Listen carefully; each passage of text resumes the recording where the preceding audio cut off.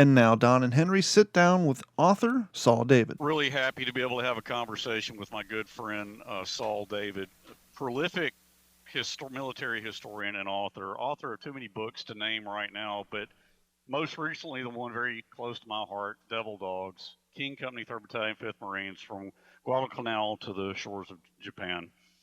How are you doing, Saul? Very good. Good to see you, Henry.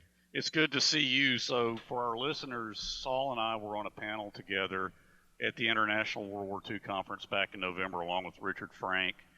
And that was just a fantastic experience, a fantastic gathering of historians and authors. And it was just great to spend time with you there, Saul. How have you been doing since November? Very good, actually. Yeah, no, came back, got straight into work, finishing off a proposal, and then getting a new book deal. So I'm energized, as you always are, Henry.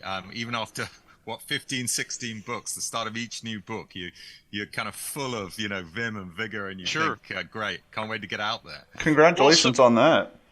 Yeah, what I wanted our conversation to be about, Saul, I don't want to pull you into, let's talk about Crucible of Hell, let's talk about Okinawa, let's talk about Devil Dogs. I mean, we can certainly touch on those things, but this is just a chance to have a laid-back conversation with you. I mean, I'm always interested in an author and historian's processes and how he does things and how he comes about what he's doing. What if you want to talk about your latest project?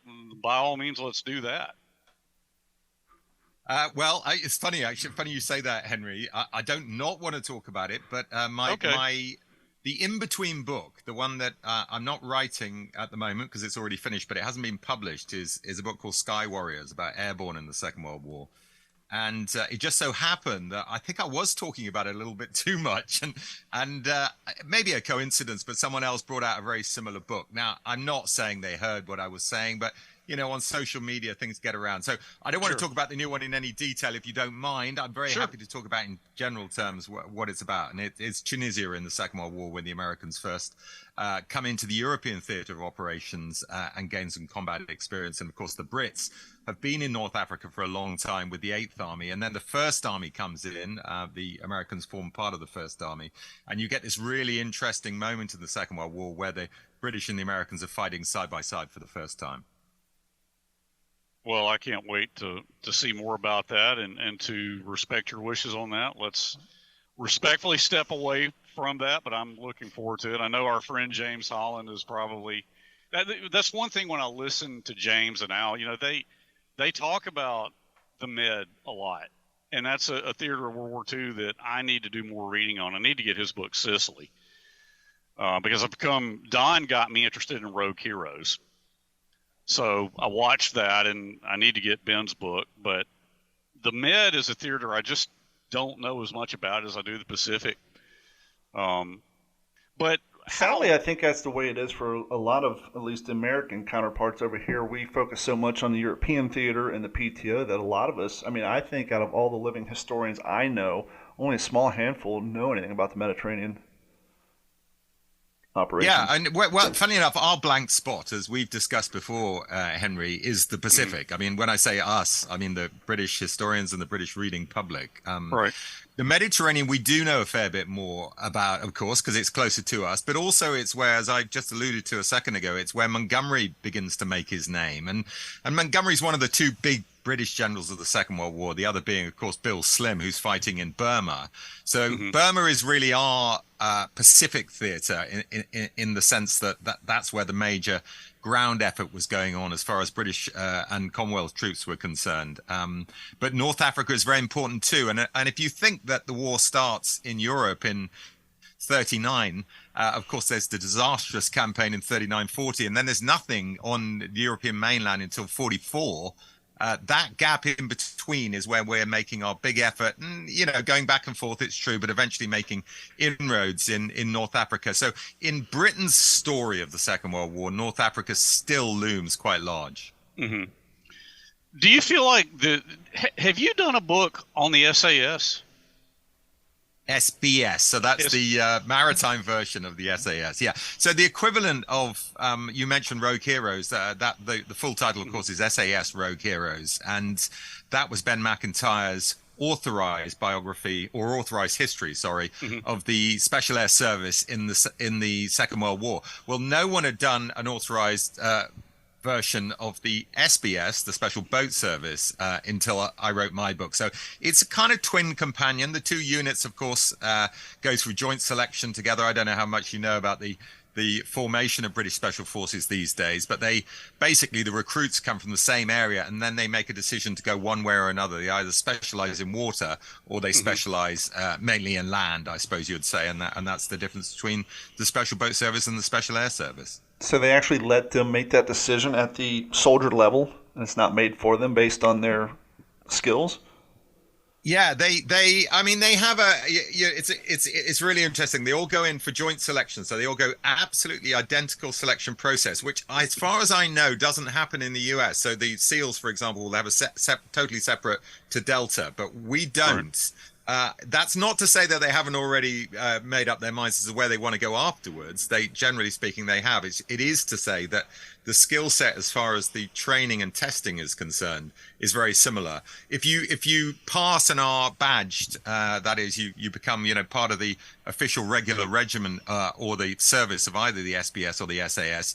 You then begin to specialize a little bit more. So the waterborne guys, the SBS, will then learn even more maritime skills, particularly maritime counterterrorism, which is one of their main jobs. And I don't know if you guys noticed, a couple of years ago there was a tanker heading towards the shores of the UK that was stormed by SBS troopers coming out of helicopters and also scaling up the sides of the tanker. And that's one of the very few occasions when the British public has seen the SBS in action, albeit it happened at night in quite difficult sea conditions. So not a lot was seen of it. But anyway, it made the papers. And it was quite amusing because officially our special forces don't exist. Yeah. They operate in a kind of and I don't think that's the case in America. And so all the newspapers had to report that this was a kind of military formation, but they couldn't exactly say what they were. Yeah, it's kind of like our SEAL Team 6. They'll talk about vaguely their exploits, but they're like, well, they don't exist either. They're just a number, one of the different groups. Yeah, well, exactly. Saul, tell me, as I've gotten to know you, your areas of interest. I mean, I know World War II is a huge part of it, but talk to me a little bit about, when you would go back to what got you interested in World War II. Was it just, like, for me, it was always there for me, as we've talked about. Was it just kind of always there for you, or was there a particular aspect of it that you latched onto from a young age, and then it just blossomed from there? I think it was always there for me. My grandfather was a naval officer in the Second World War. He was actually on an armed merchantman. I was looking into the papers not that long ago on behalf of my father. I mean, because it's so close to me, I would never. I don't think I would specifically write about a relative. I like to keep a little bit of detachment. I know it's entirely different for you, Henry. The emotional connection to the book and your father's story is very different. And in any case, my father played a relatively minor role, but nevertheless, it was a very dramatic story. And the armed merchantman he was in charge of was called the Andania, which was pre-war was a very big passenger ship. Of course, they bolted guns to the decks, and they used it for escorting convoys across the Atlantic. And it was during one of those convoys that it was sunk.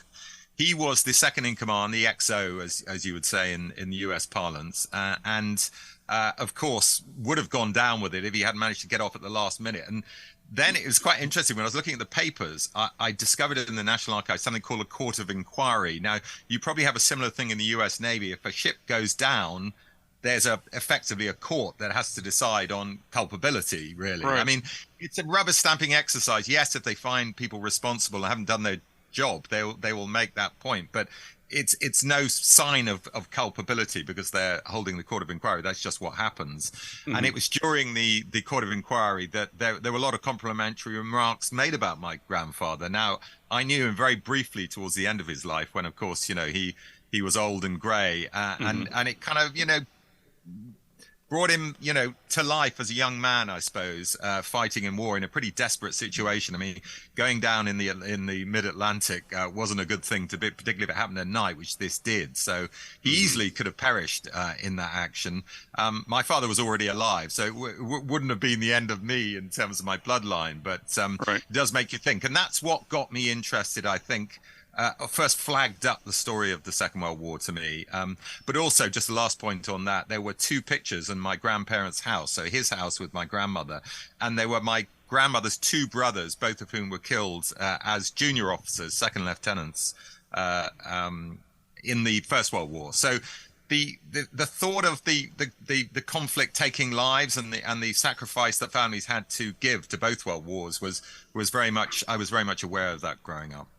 Plus, I would think with your age demographic, since the three of us are relatively close in age, and plus where you live, growing up, it had to been still in the zeitgeist. It had still be, the visual impacts had still be there, opposed to our children, our grandchildren. Now it's so far away to them. But when we grew up, my grandfather served over in grave registration. We know Henry's father did. And so because of our age group and when we grew up, it was still relatively fresh, especially where you're at. Yeah, absolutely true. And I suppose the proximity to the fierceness of the fighting in Europe and the closeness with which the Germans got to British shores, famously the Battle of Britain stopped them getting here. But, they're only 15, 20 miles away. Yeah. And that's a pretty chilling thought. Of course, there was a threat to the U.S. mainland. I'm not belittling that. But, if you'd had a huge and very potent Japanese force just 15, 20 miles away, it really would have made Americans think. It was bad enough what had happened, Pearl Harbor and various attacks on U.S. territories, of course. But yes, that proximity and that kind of understanding that it was a knife edge in the summer of 1940 to us being occupied, and everything would have been different. Maybe we wouldn't have been speaking German, but it would have changed our whole way of life. And I think that was still very real in popular culture, in comic books, in films and in novels, and all forms of writing history and also fiction. So the Second World War loomed very, very large in my upbringing. And of course, having a personal connection to it, brought it that much closer. Having said all of that, I was just one Briton, of 50 or so million.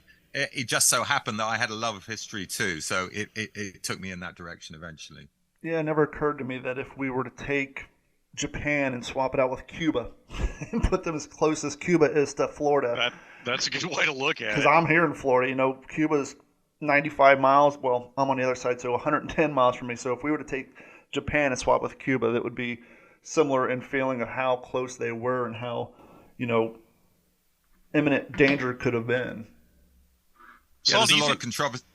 Sorry, Henry. There's a lot of controversy about misguided in my view about Churchill and the role he played and whether or not he was racist and anti-imperialist and anti-Indian and but the reality for most of us living in the UK who remember that time, and certainly our parents and our grandparents who lived through it, was that without Churchill, we almost certainly would have done a deal which would have reduced us to sort of vassal state status. So for that reason alone, he will always play an enormously prominent role in our history. And any idea of, erasing him from the history books is complete nonsense in my view. But we won't get into the culture wars, I'm sure, in this discussion. But it does show you that, even now, someone as revered as him, who only 20 years ago was voted by popular vote, this is everyone in the country voting, the greatest Briton that had ever lived, and that he's now under attack. It's pretty shocking to think that that's the case just 20 years later.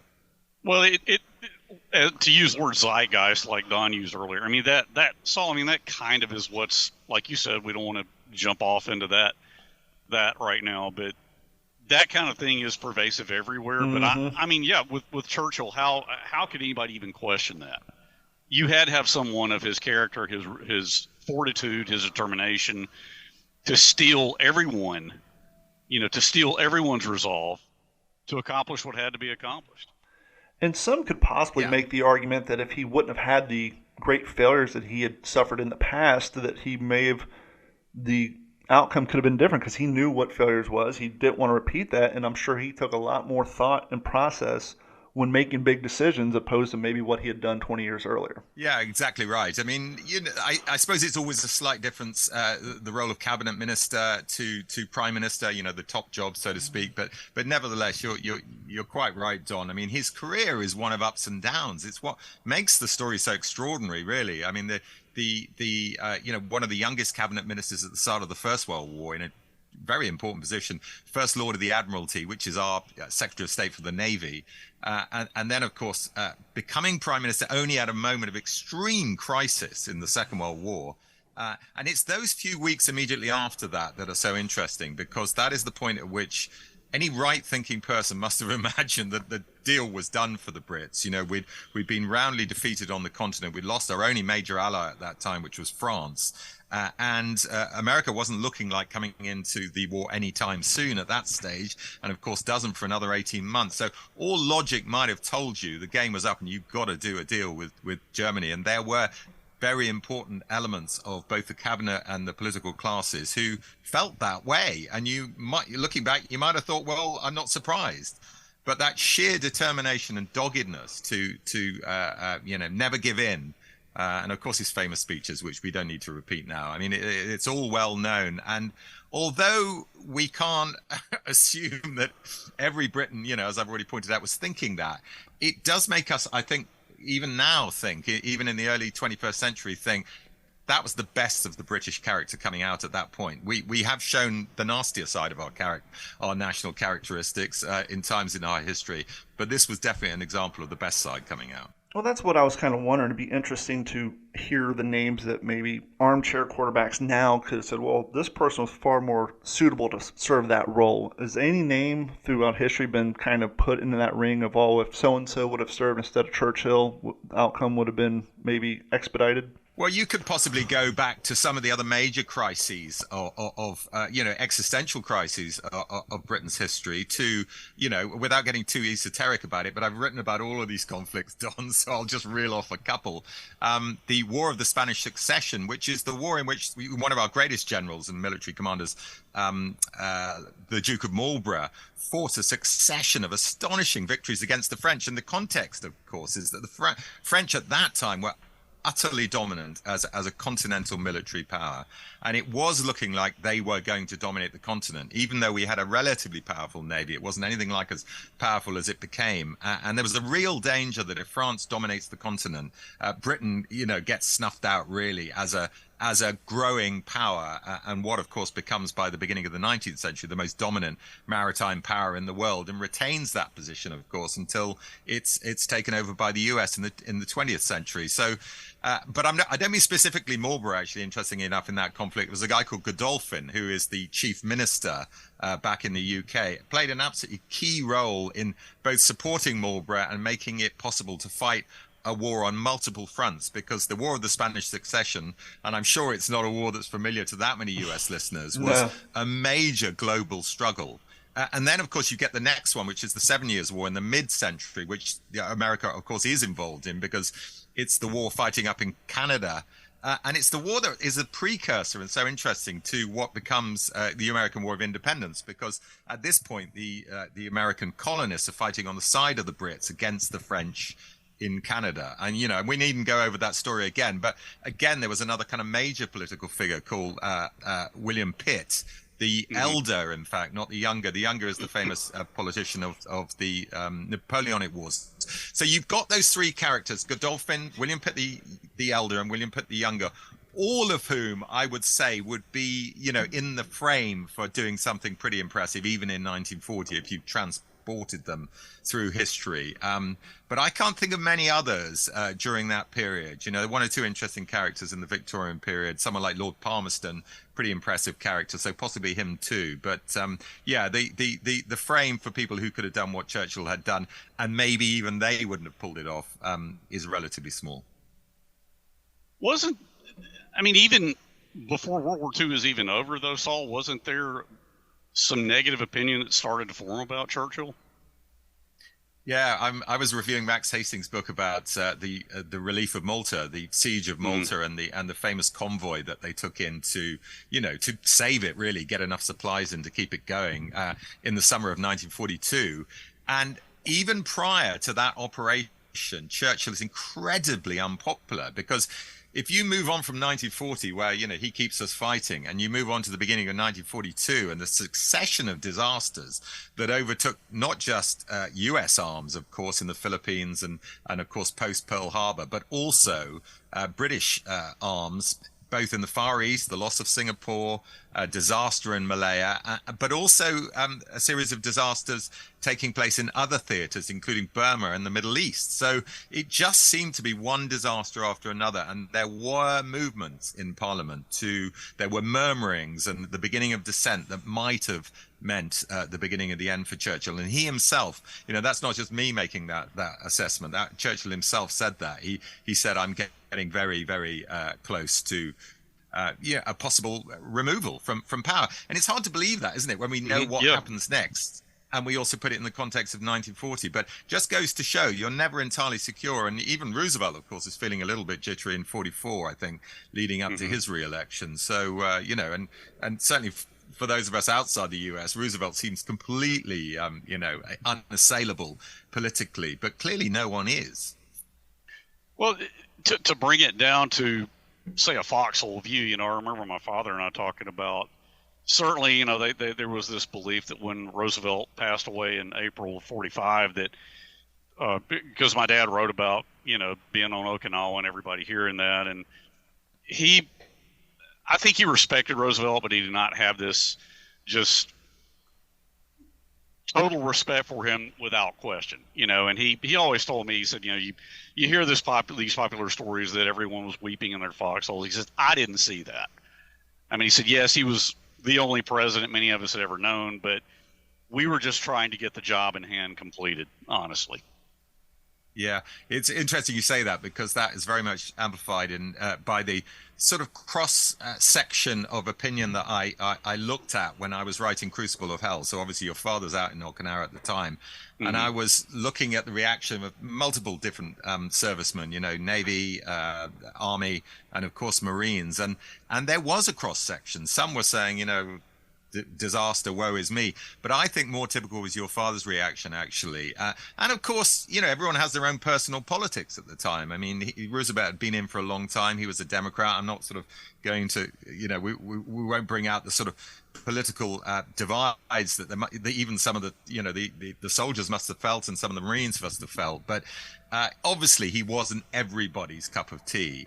And yet, just like Churchill, because Churchill is voted out of power very soon after the end of the Second World War, as both of you know. So, you might have thought, well, where's the gratitude for winning the war? Because as soon as the war's over, then, we've got to get the country back on its feet. And the feeling was, well, the Labour Party, equivalent, I suppose, in some ways, slightly further to the left of the political spectrum than the Republican Party. So equivalent, I suppose, in some ways to the Democrats. Their best place to do this. Well, you, of course, already had a Democrat president. So, maybe at some stage, inevitably, there was going to be a reaction to the Republicans. But it does go to show, doesn't it, that even an iconic figure like Churchill, and arguably Roosevelt too, are ideal for war, but maybe not necessarily for peace. I'm not sure that does work for Roosevelt, but that was always the feeling about Churchill. It never really occurred to me until Henry just said that, but it makes sense that not so many of them would be that heartbroken per se, because, I mean, let's think about it. These guys are watching their own personal friends die by the day, and then they get the word that the president died. Well, that sucks, but I've been watching my friends die for the last year and a half, so I can definitely understand how some of them were a little shocked, but not torn apart as they like to romanticize in all the books about, oh, everybody was crying, it's the only president they ever known. I'm sure a lot of them were like, yeah, that sucks, but I'm trying to stay alive here. Saul, you brought up. Oh, go ahead.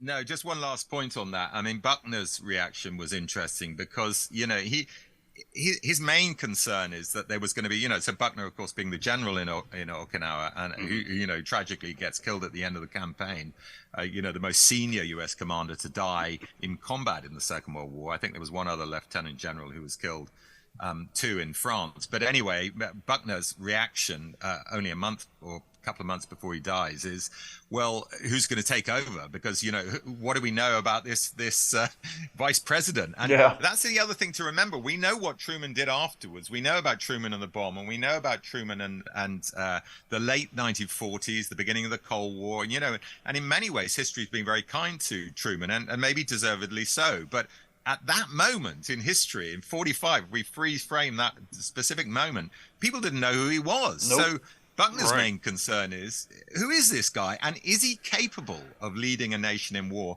And more importantly, is he capable of supporting the servicemen to do the job that we need to do? So that was his main concern, I think, rather than, shock and horror that the head of the military has lost his life. Yep. To speak about, because you brought up Crucible of Hell, and I'm glad you did, because I read that last summer. I'm going to reread it because I want to shore up. I mean, my knowledge on Okinawa is pretty good. That's the portion of my manuscript I just am finishing up as I get to the end of my rough draft. And I love Crucible of Hell, and so I'm looking forward to rereading it. But what led you? Because I just looked at a list of all the books you've written, and it covers a panoply of historical eras, as you just said yourself. But what led you to Okinawa? I know we've talked about K Company, what led you to K-35 and Devil Dogs, but Crucible of Hell, can you tell me about the formative process when you became interested enough on that battle to say, okay, I'm going to do my own book on Okinawa? I can, Henry, and it's reasonably straightforward, actually. So I review a lot of books. I find it really interesting. I get to read a lot of military history anyway, Sure. But reviewing forces me to get through stuff quite quickly, keeps me up to date with all the new stuff. And this is the cynical bit of the decision to be a reviewer, it makes it very likely that those national newspapers that I review for, the Daily Telegraph, the Times of London, are going to review my own book. So in any case, I was reviewing a biography, very good biography of Truman. I just mentioned Truman a second ago, and it was really striking that the first chapter of that book talks about him getting the news that Roosevelt's dead. He's got to take over. He didn't know about the atomic weapons program.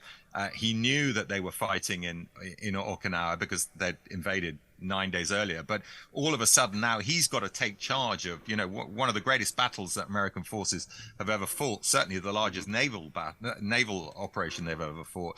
And he's got zero experience. And it suddenly made me realize, hold on a second, the Battle of Okinawa, it takes place at a really important moment in history, which is the war in Europe's ending, but it is no way is it even vaguely close to ending in the Pacific, but for, of course, what happens next. But nobody in April the 10th, or was it April the 12th, I think, when Roosevelt dies, April the 12th, nobody at that stage, of course, even knows if the atomic weapons are going to work. So the assumption is, and this is what got me thinking about Okinawa as such an important battle, the assumption is that Okinawa is just a stepping stone to the next bit of the fight, which, of course, is going to be the Japanese mainland. And so which you have to do as a historian, take yourself into the minds of the guys as they are at the time rather than what happens next. Sure. It then becomes a much, much more interesting battle. Not just the last great battle of the Second World War, but the battle which materially, in my view, and I make this argument, as you know, Henry, at the end of the book, affects the way both the politicians and the senior commanders are thinking about the possibility of the use of atomic weapons. And I'm sure we don't need to go into the debate in this program, but for anyone who imagines that there is absolutely no justification for using atomic weapons, they need to read that book, or at least they need to read a book about Okinawa and what your father went through to understand why he made the point at the end of his wonderful book With the Old Breed. I felt like I'd been reborn. I mean, I can't remember if those were exact words. And, in some ways, he was kind of shocked that the war had ended. But in no way did he have anything other than approval for the use of nuclear weapons. And, all the other servicemen out there were thinking the same thing. Did you, in your research process for Crucible of Hell, did you go to Okinawa? Because I've been to Peleliu. You and James and I talked about that, and I know James, we ought to get a trip to Peleliu, which I would love, by the way. But did you go to Okinawa? I've never been. Yeah, I did. And I would love to go to Peleliu, as you know, Henry. But I did go to Okinawa, and it's actually relatively easy to get to compared to some of the other islands, Peleliu included, and Guadalcanal and New Britain, because it's relatively close to the Japanese mainland, 300 or 400 miles south of the most southerly island, Kyoto. And so there were two things I'd say about visiting it. In an ideal world, anyone writing about any conflict would always go and visit it. And I'm about to do a trip out to Tunisia soon, just going back to that story. But the slight disappointment with Okinawa is that while in places you very much get a sense of the terrain and the coral rock, and the main bit of the fighting, which took place in the center of the island, has been much built over now because Naha, the capital, has expanded hugely. So it's you're really looking at the battlefield through an urban landscape, and that takes a certain amount of imagination, and it takes a lot of wandering around with maps and pictures of how it was and trying to make out some of the features. Having said all of that, some of the famous features are still there, and they're still very visible. Sugarloaf Hill is not there, where the 6th Marine Division, of course, gets cut to pieces, but Hacksaw Ridge is still there, and some of the other major features. And particularly when you go to the south of the island, where the Japanese made their last stand, and also when you go to the north of the island, where the 6th Marine Division first moved up with the 1st Marine Division in support, you get a proper sense. Yeah, exactly. Motobu Peninsula. You get a proper sense of the terrain and the climate and what it must have been like at that time. Closer to what was known as the main battle line, the main defensive position for the Japanese, it's much more difficult to get a proper sense of that. But having said all of that, it's still worth going to see. And there's a guy there who took me around, whose name slips my memory for a second, but it's in the back of the book. I thank him in the back of Crucible of Hell. But he showed me around. He's an ex-US serviceman who still lives on the island, and he runs the museum there, the Okinawa Museum, Military Museum, and it's fascinating to see. And of course, he knows all the locations. So if you ever do go, Henry, I would recommend you get him to show you around. And that I would certainly do. One of the great things about the technology we have today, as you both know this, drone Google footage. Earth. Do what? And drone footage. There's a lot of videos on YouTube now. But Google Earth, I mean, so Saul, when I read Crucible of Hell, when I reread my dad's book, going through on my own project, a location that's just burned into my brain is Half Moon Hill. Which of course was one of the anchors of the pre-Shuri defensive line, I guess. Am I saying that correctly? Would you agree?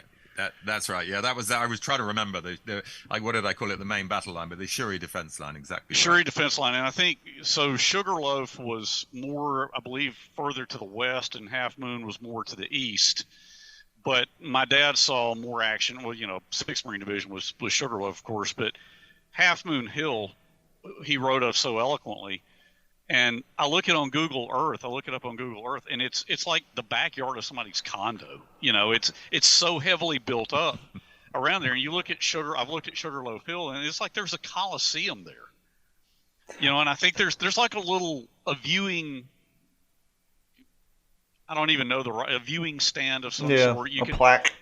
Yeah, a plaque on a stand, and you can walk up these steps under an awning, and it of course most of the signage is going to be in Japanese, but it seems like there are a lot of, particularly around the Shuri area, which obviously Shuri Castle is there, and it's a hugely visited tourist attraction, I guess, but there are a lot of like walking parks and things like that with little stone monuments and little signs and things like that, and cave entrances. But I mean, I still want to go there, but it's nothing like going to Guadalcanal or going to Peleliu.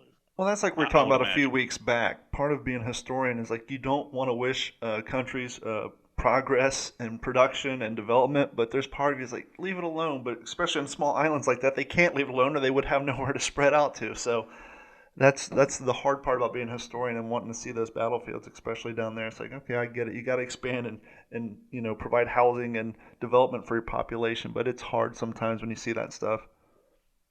Yeah, as I say, it's an unfortunate sort of collision between the geography of where the battle was fought in 1945 and the fact that Naha City, the main kind of urban area, was so close to that. Naha, of course, being just across from Shuri. So, but yeah, Don's absolutely right. Interestingly enough, we've got something going on in the UK at the moment that James is heavily involved with, and I and a number of other reasonably high-profile historians have all signed a letter to try and stop the government from redeveloping Scampton Airfield, which was the airfield that's gone into, mythical history in British Second World War history, because, of course, it's where the Dambusters raid originated from, yes. where 617 Squadron was based. And they're about to redevelop that and turn it into a refugee center.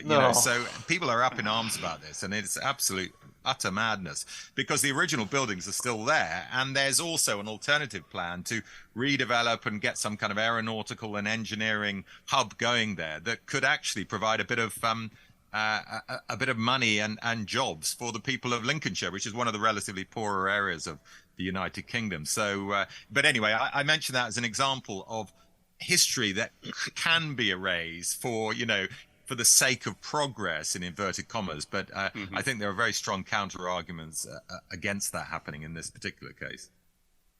I think Peleliu is certainly in 1999. It was pretty virginal. Very little development. There was a little bit. I remember I stayed at a place called the Storyboard, and it was basically a series of bungalow cottages. There's been more development since, obviously, but I still think it's got to be the closest approximation. Yeah. Not if you compare to like Cape Gloucester. I mean, Cape Gloucester, I've looked at that on Google Earth, and there's hardly anything to look at because it's just undeveloped jungle.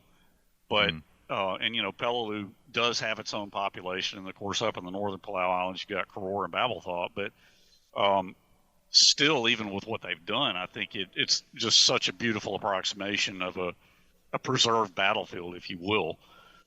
Yeah, if you look like Guadalcanal from some of the drone videos they're doing down there, it's on YouTube. It's like some Lunga River and Alligator Creek are just going through people's backyards, like right where it spills out, where the sandbar was. It's just now you just see houses all through there. Granted, they're smaller houses, but yeah, a lot of that area has been developed. And once again, you're like, it sucks for historian purposes, but those people need places to live, and they're the ones living there now. Do you think, Saul, that there's still room for more to be done? Because I know so many books have been written about Peleliu. Like we were on the We Happy Few podcast here several weeks ago with Dick Kemp, who wrote Last Man Standing. Now, obviously, that focused just on the First Marines, but when I go back to my formative years, my father was talking about how Peleliu was a forgotten battle back in the 80s. And I know we've had this conversation before, but certainly now I think it's one of the better known battles. I don't think it'll ever have household status like Iwo Jima, or Pearl Harbor, but I think it has certainly been written about prolifically. I mean, do you think there's still room for more to be done on that battle?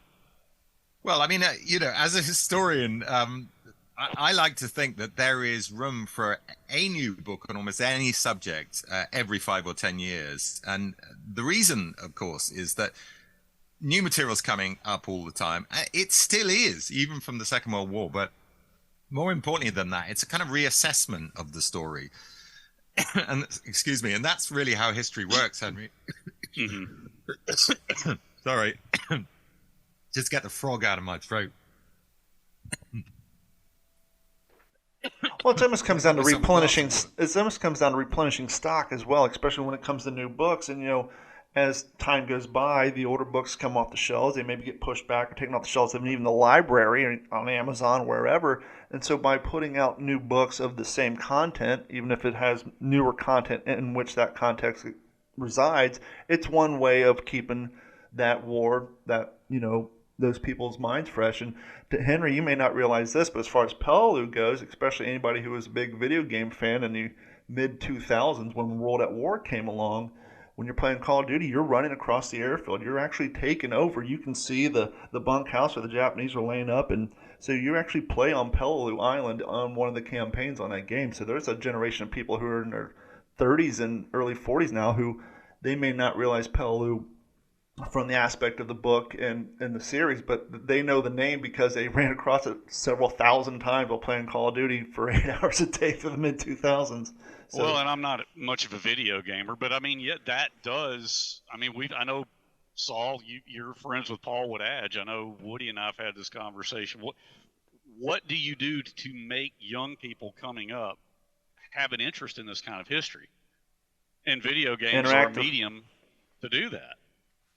Yeah, and it's I was contacted not that long ago and said, would I assist in the making of a new video game? I mean, and this never went anywhere, but the fact that they were contacting me as a historian, particularly of the Second World War, and asking if I would assist in the sort of historical accuracy of video games tells you that they realize the market's, very big to get the historical authenticity.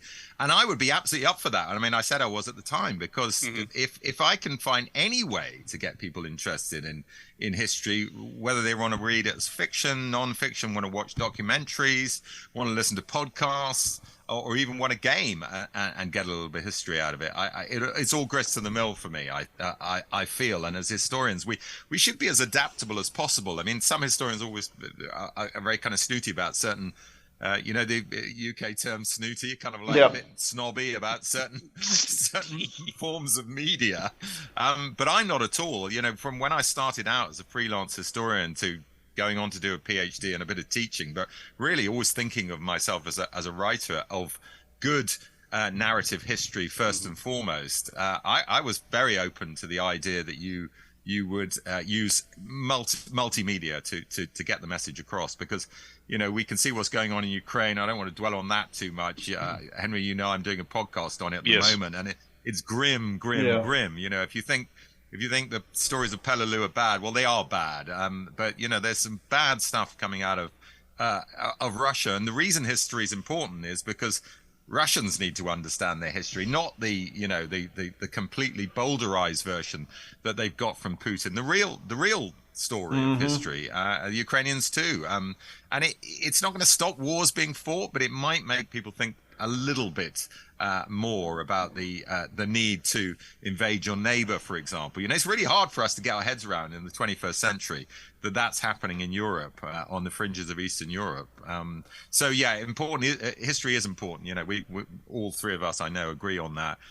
So it's a question of how you spread the word, and the more forms of media that you can do that, the better, as far as I'm concerned. Not to dwell on a 10-year-old game, but the nice thing about the campaign mode is they actually had Kiefer Sutherland doing the narration, and in between missions they would have real, historical clips, and he would explain about the mud and Cape Gloucester and fighting against the weather and the illness. And so in between each level they actually injected history into it, and the very first level of the match you're on making a toll, and then it just goes through the history, and they also include the Russians' contribution to the war as well. But, we've used to say this quite a bit on this podcast. It's been a while, and you truly don't hear it that much. When I was growing up in the 70s, 80s, and 90s, it was learn from history or you're bound to repeat it. Somewhere in the mid-2000s, it's like, well, let's erase history, forget it ever happened, and then things, as you were saying, the Ukrainians, the Russians, they need to learn the true history to help maybe prevent some of this stuff in the future. But here we are running in circles. It seems like, it feels like that. I mean, you brought up the point a little while ago. We spoke a few minutes ago about there's always new material coming out. I mean, if you are a historian who tends to focus on the Eastern Front, which when I was growing up, that was an aspect of it. I mean, obviously the Pacific, but the Soviet-German War, as it's properly called, that just interested me almost more than anything. And of course, Russia was so closed when coming up through the 80s as I did, and then things opened up, and it seemed there were more archival material. I think there's a historian who's been on Woody's show, Saul. I think it's David Stahl, I think is his name, who's written prolifically on the Eastern Front, and Prit Buttar also, and I'm sure for them, they feel like it's such a fluid situation on what is available, because there was, I think, an opening up of archives for a period of time, and they were able to have access to new information. But now I guess things have kind of tightened back up, would you say? Yeah, for sure. They absolutely have. And that says everything, I'm afraid, because when you have an authoritarian regime that wants to keep control of its history, the first thing they do is stop historians, particularly foreign historians, getting in and seeing the crucial archives. And the reason this is particularly alarming as far as the story of the Eastern Front is concerned, quite apart from the rest of Russian history, is because most of the German archives, as I'm sure both of you know, were destroyed in the bombing. So yeah, there are military archives in Freiburg in southern Germany. I've been to see them for one of my previous books, but they are so there are so many holes in them. When you think of the wonderful resource we have both in the UK and the US, I mean, I've done some, I'm coming to the States, as Henry knows, for research in the not too distant future, and I've been there many times to the National Archives. It's just a wonderful resource. It's quite difficult to pin down what you want to get before you go there. But once you're there and you're talking to the archivists, I mean, really, the depth of information, particularly in the story of the Americans in the Second World War, is second to none. It's absolutely astonishing.